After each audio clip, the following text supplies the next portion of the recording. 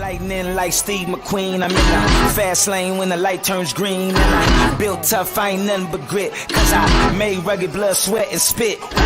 Yeah, like a horse I fly. Better push yourself in for a bumpy ride. I like to play hard, but I work harder. And I weather the storm cause I'm built stronger. What is up, ladies and gentlemen? We are back. We are live. It is the Freight Coach Morning Show, the top morning show in transportation, coming to you guys every single weekday, 8:30 a.m. Pacific, 10:30 Central, to break down some industry headlines. And most importantly, you guys provide some actual insight into what you can do with all of this information, or call out the bullshit if the entire article or headline is just of that. You guys, at the end of the day, anybody who comes on my content, whether it is my live show here, whether it is my long form interview podcast, Coffee with the Freight Coach, which new episodes drop on that every Tuesday and Friday over on iTunes and Spotify, they are all transportation professionals. All right. All transportation professionals, because at the end of the day, you guys, it's a value exchange. We're just putting down information that you can apply, utilize, and actually see a meaningful difference in your business and your life. It's one of the many reasons why I proudly fly the American flag behind me. At the end of the day, you guys, A, we're the greatest nation on earth, and B, I'm living my American dream, and I want to help each and every one of you live your American dream as well. And that's why we only bring on people who actually know what they're talking about for the most part. I don't know everything. I just know a lot of what not to do in transportation. I didn't know it was an observed holiday today. That's my mistake. I literally thought that since the holiday was on Saturday and Sunday, that there wasn't an observed day. But you know what? We still got some articles to break down, and we're going to do our thing like we always do. But as always, you guys, Merry Christmas. I hope you guys all enjoyed the time with your family and your loved ones. I know I had an absolute blast not doing a damn thing all weekend, which was fantastic. And yeah, we're going to get out here and we're going to break down some headlines today. But before we get into any of that stuff, you guys, I got to give a shout out to my friends over at VHub. You guys, vhubapp.com. Whether you're a broker, carrier, or a shipper, we all need access to trailers at some point in time. If you're a small fleet, if you got 1 truck, 5 trucks, or whatever that looks like, you guys, at the end of the day, you should never have to shut your operation down because you have a trailer in the shop. And the best part about it, you guys get paid to move these trailers. This is on top of the revenue that you can get by loading these bad boys out. What they're working, Glade Spring, Virginia to Delta, British Columbia. You get paid $18.50 US on that. And then again, that's on top of the revenue that you get by loading it out. West Valley City, Utah, going up to Calgary, Alberta, $15.50 to do that. Paragould, Arkansas, going up to Orting, Washington, just outside of Tacoma, $15.50 to move that dry van. They also have Galt, California, going out to Hutchins, Texas. You get paid $500 to move that dry van. And then finally, reefer van out in San Diego, California, going to Houston, Texas. You get paid $1,400 to move that one. And again, that's on top of the revenue that you get by loading that trailer out. So my friends Xavier Campos and Stacy Steen, they'll be in the audience. Hit them up, you guys. Just let them know that the Freight Coach sent you. Caroline Lyle, what is going on? Happy Monday to you. Michael Mojado, game time, baby. Let's roll. I love it. Donald Hatt, what's going on? Good morning to you. Thanks for joining in here. Sonny Sharma, good morning. Hope everyone had a great weekend. Let's fucking go. Yeah, Caroline, I was confused by that as well. A buddy of mine who I was texting with this morning, he told me that today was an observed holiday, and I didn't know that at all. Again, I hope people are out there and enjoying themselves, if that's what it is. Denise, Merry Christmas to you. Thank you so much for joining in. Josh Hempstead, he is in. Merry Christmas to you as well, brother. I appreciate that. Yeah, so, obviously this week is always kind of historically pretty slow. A lot of people do take this time between Christmas and New Year's off, right? Rightfully so. Get out there, do your thing. This week isn't necessarily overly busy for me, but I think it's just as important in these moments to, I think it's just as important in these moments when it's not as busy. And again, I think you get a lot of the hustle bros out there, the hustle culture of grind 24/7, 365, yada, yada, yada, which we all know is bullshit at the end of the day. But again, it's how are you maximizing your time when you're present, So again, I didn't put out my video message this morning because, frankly, my gym was opened 2 hours later and I had to get my workout in because I'm an absolute disaster. If I don't get my workout in pre of the day, by the time the afternoon rolls around, I'm not going. That's just what I've identified about myself. But anyways, I think like in a week like this where it is slow, it's like, what are you doing to invest in your time? So like this week's a big strategy week for me. I'm going over my content strategy for 2023, which again, you guys will see more and more of the fucking orange shirt. But, I'm going over, marketing strategy as well for my companies. I'm also going to be going on my personal goals on what I am going to achieve in 2023. And that's what I'm spending a lot of it. And again, like I'm going over my reading list. Like I got to start reading more books, and I'm going through, I just purchased a bunch. I'm laying out my reading calendar for what I'm going to do next year. Again, I'm very ABC 1, 2, 3 with a lot of my stuff, you guys. But I'm going to be doing that. And that's where I'm going to invest a lot of my time. And then it's also going to be a lot of what else can I do to invest, like about the information that I'm consuming and everything. So again, I don't just because your cold calls might be slower this week or your freight might be slower or whatever that looks like, take this time to assess like what you're really going to accomplish next year. Cause my big thing is, you guys, is I know for a fact goals don't start on January 1st. If you really are serious about making a change, you got to make that change in yourself today. But again, this is just what works for me. I hope that this will help out some people out there at the end of the day, and we'll get into some articles here. My man, Alex Rivera, Merry Christmas to you as well, out in Salinas Valley. You guys, his episode crushed. All right. It was probably one of my highest performing episodes that I've had, mainly because a lot of you guys who listen to my stuff are sales reps and brokers and carriers, and you're all trying to find more customers and stuff. And Alex literally lays everything out there of what you need to do. And it's very applicable. It doesn't matter if you're a heavy haul driver or a broker who only moves open deck freight or whatever that looks like. He breaks all of it down on how you can better approach your prospects and your customers. It's a lot of phenomenal information. It's over there on iTunes and Spotify. I believe it's episode 240 on the podcast. Yeah, episode 240. So check it out if you guys are looking to grow your books of business. He literally gives you guys the keys to a fucking Ferrari at the end of the day if you want it. John Rogers, my man, Merry Christmas to you, Florida's finest out there. Well, sorry, West Virginia, or transplant Florida finest out there. Good to see you in the audience here, John. Nathan Granada, Merry Christmas to you, brother. Thank you for joining in. Joe D'Angelo, what's up, my man? Thanks for joining in. All right, let's get into some articles here. We're going to break down a couple of them. If we don't make it all 30 minutes, it'll be all right. We'll all survive. First article is from FreightWaves, and this came out on Friday. Decade-long misclassification case against Hub settled for roughly $5 million. California's ABC test loomed in the background. A worker misclassification case involving intermodal giant Hub Group has settled just shy of the 10-year anniversary of when it was first filed. Apparently, it was a marathon and not a sprint with that one. The two-part settlement totals roughly $5 million. The case, which was settled in a federal district court in Tennessee, dealt with activities for Hub's drayage operations in California, with drivers who service Hub Group saying that they were employees, not independent contractors, and were entitled to compensation benefits as if they were on the payroll. The combined 1-2 punch of Dynamex decision and potentially the state's AB5 law appears to have played a role in the settlement. In court documents filed last week, there are several references to California's changing legal approach toward laws regarding the hiring of independent contractors. The case was originally filed on January 25th of 2013. So the final approval obviously came before that decade mark. Settlement talks formally began in August of 19, according to court documents. And then let me see, according to court records, a deal was struck only after Hub and related defendants ceased their practice of hiring independent contracting drivers in the state of California. That step was done at the request of the plaintiffs, thus obviating any concerns arising from future misclassifications of California drivers. At another point in the brief, the plaintiff's attorney said that the risk of continued litigation are further increased because the governing law within California on the question of independent contractor status. This issue has tended to evolve in a manner favorable to the employee claims. And let me see. The B prong, okay, and this is what I want to talk about. The B prong in particular is problematic for truckers.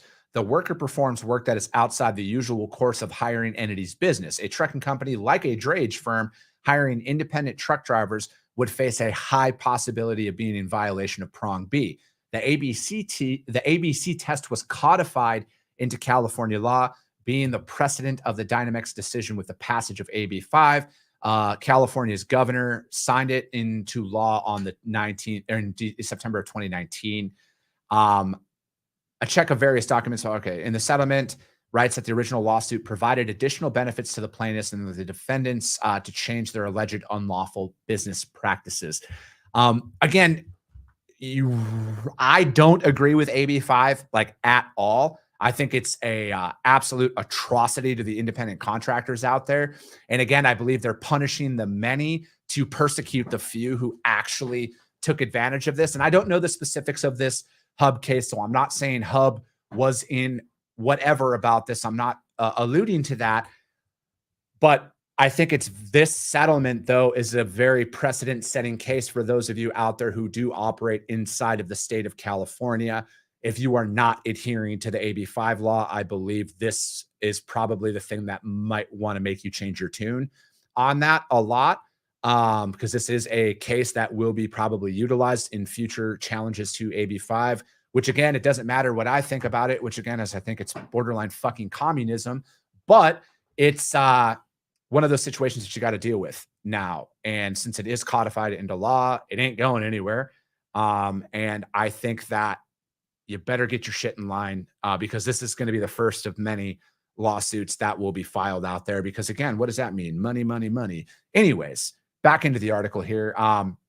The judge's recap also notes that besides Dynamex, another key driver classification case rooted in California, Dilts versus Penske Logistics, was ruled by a federal appellate court in 2014 and largely favored plaintiff truck drivers with similar misclassification claims.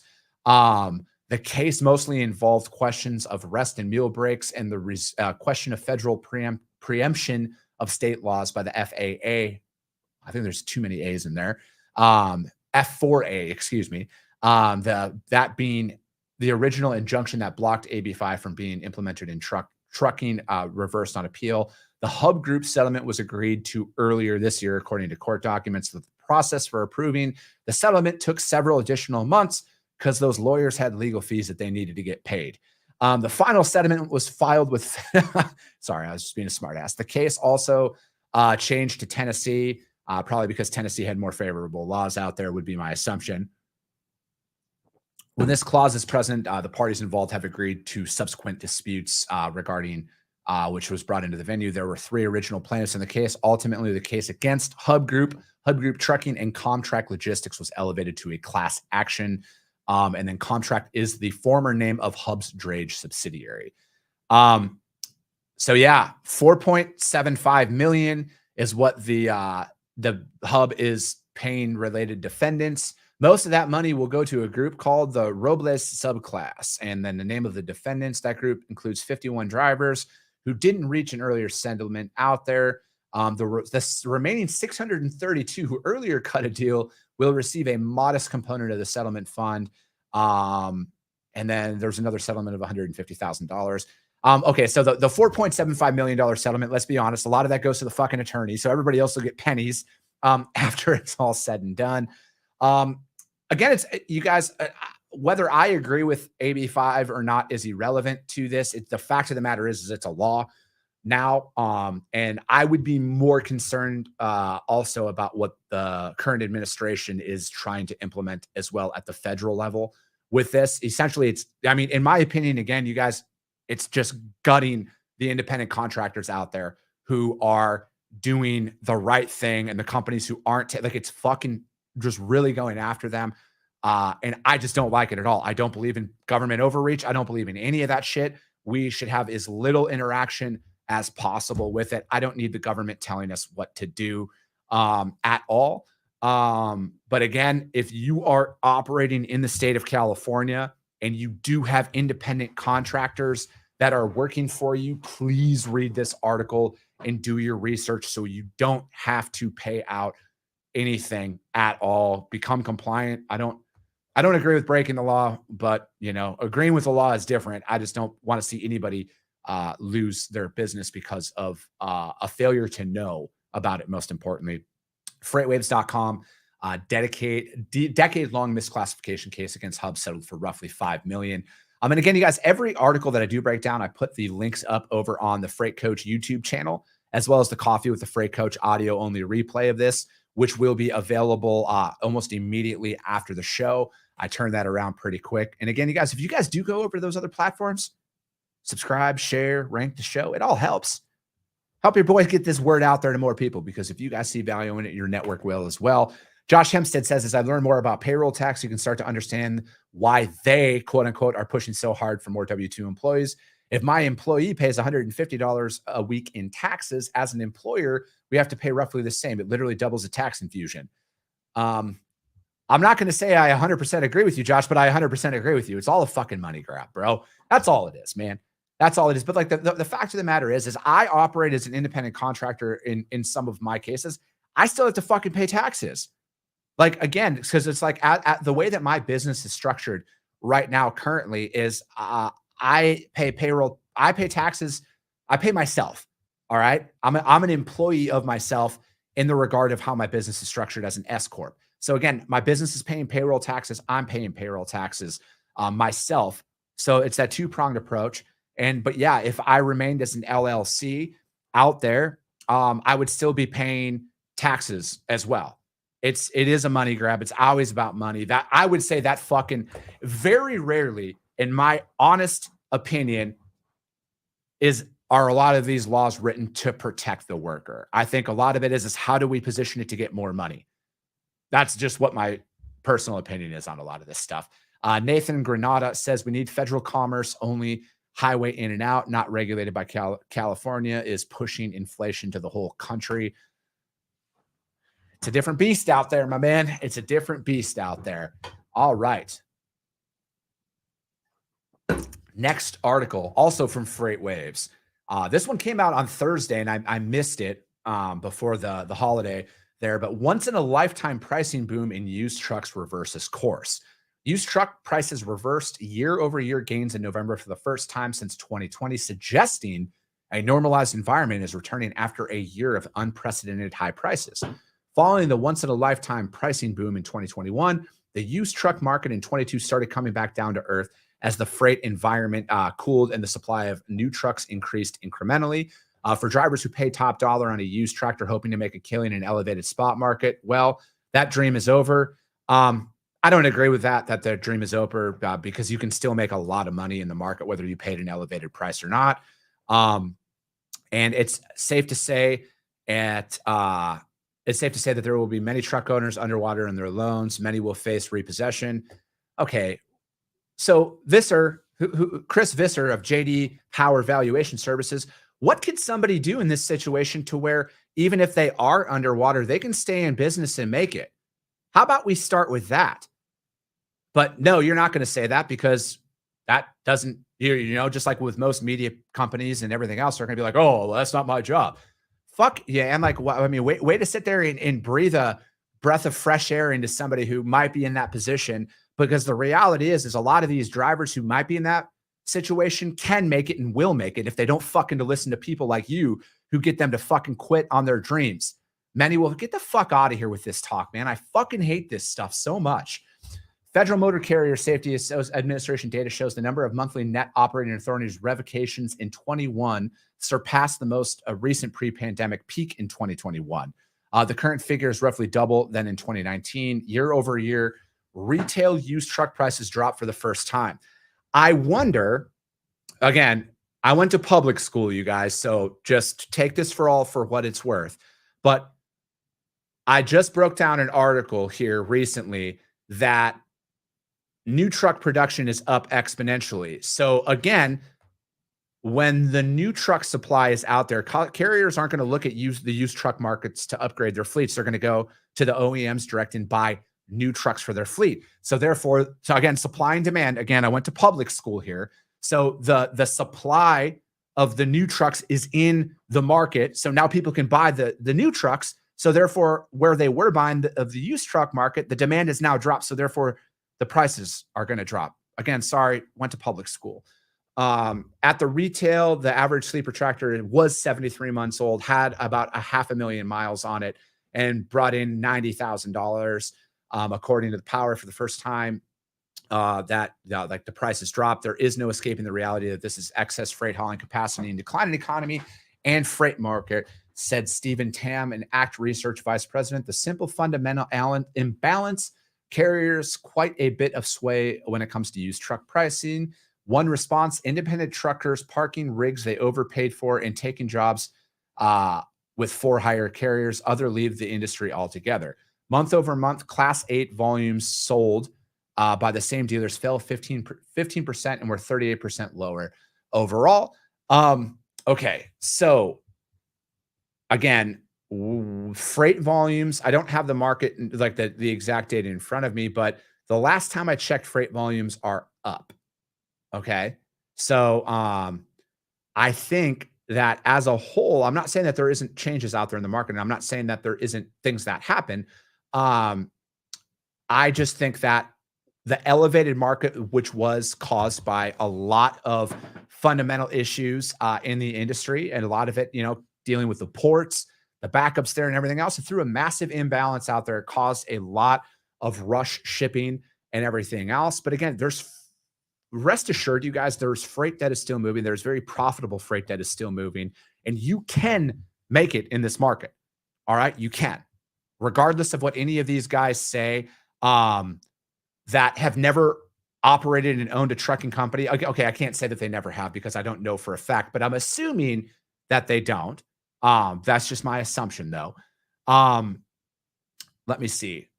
So going into used truck pricing, holding up some models in the secondary market at the high. Okay, there's nothing of real value in there. Would be buyers watching used truck pricing from the sidelines. Some still motivated buyers watch from the sidelines as they balance higher interest rates, resulting in less equity against a cooling freight market.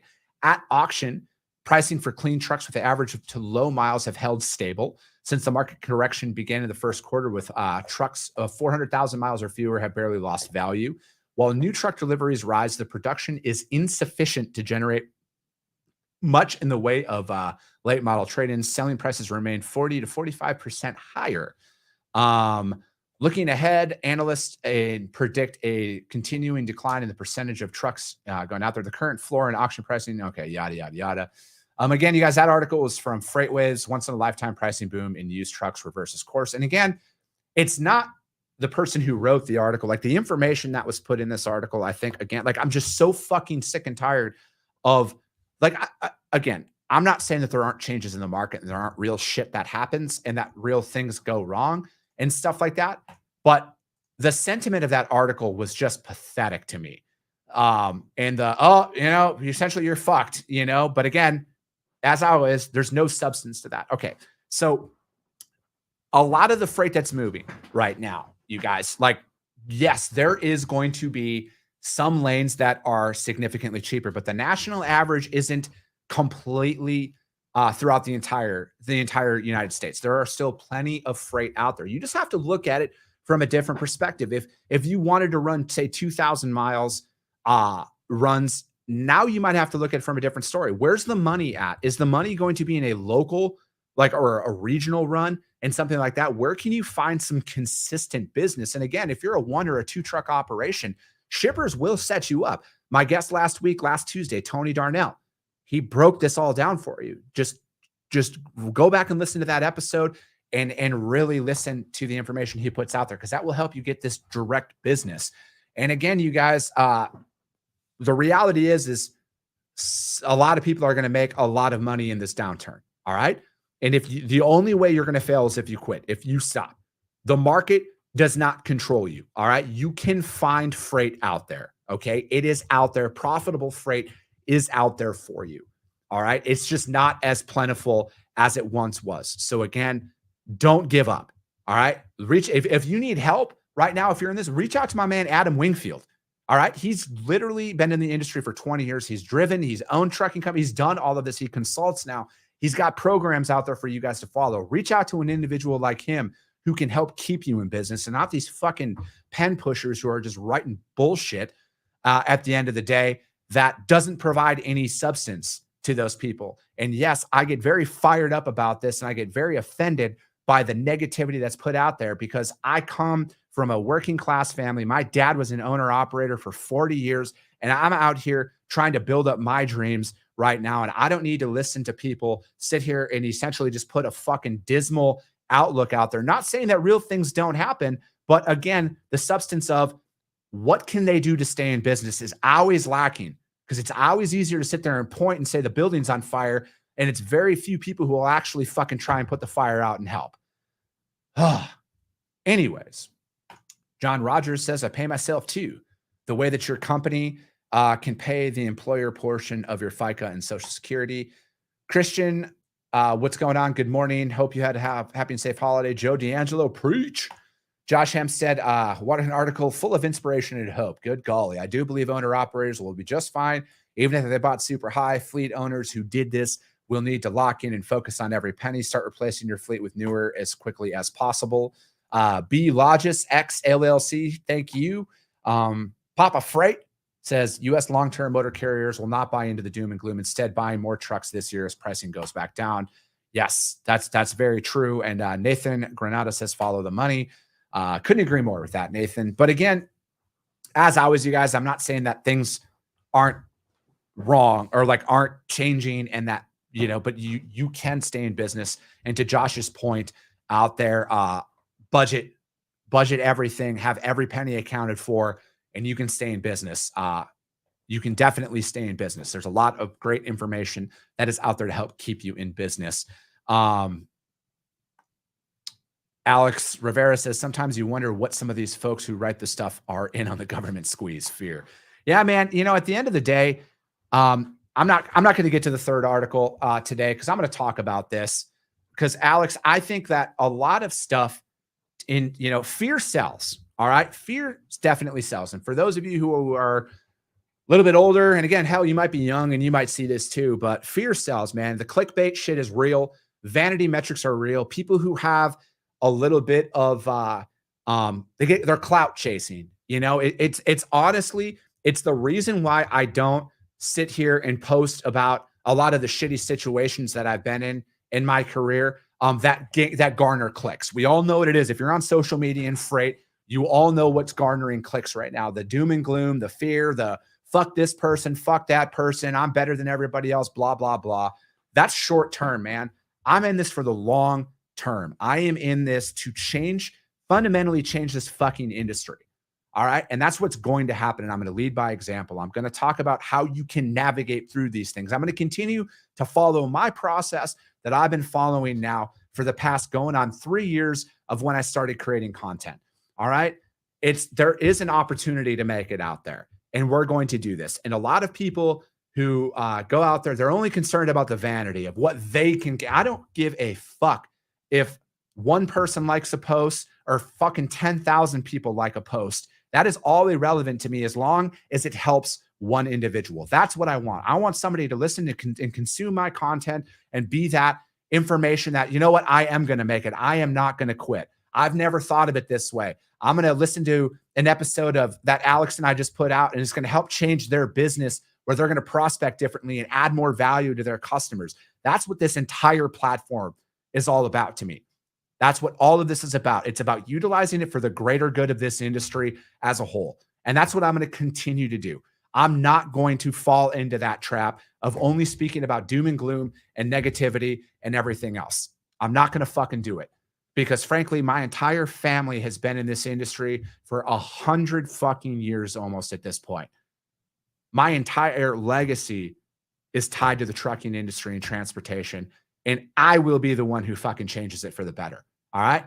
I will do it. I am going to do it. That's all I can say about that.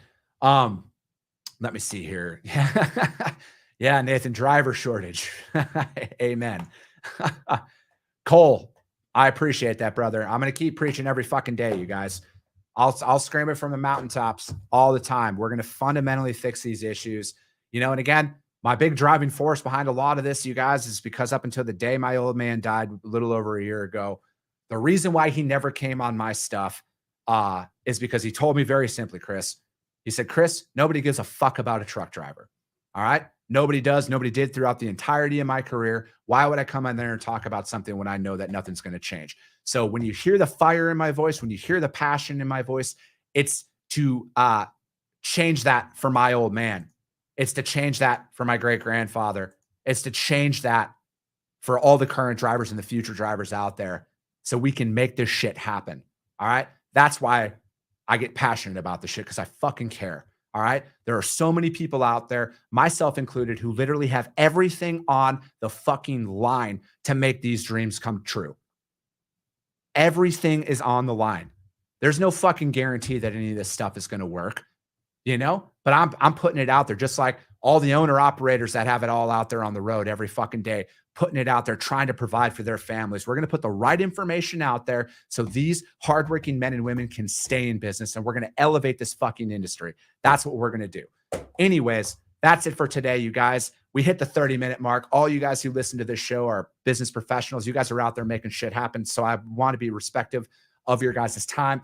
We'll be back tomorrow, though, 8:30 a.m. Pacific, 10:30 Central. As always, you guys, if you guys saw value in what you heard here today, share the show. That's all I can ever ask you guys. Share the show, subscribe to it, do all of that, because if you guys see value in this, your network's going to see value in this as well. I appreciate you guys. I love you guys, and we'll be talking to you soon.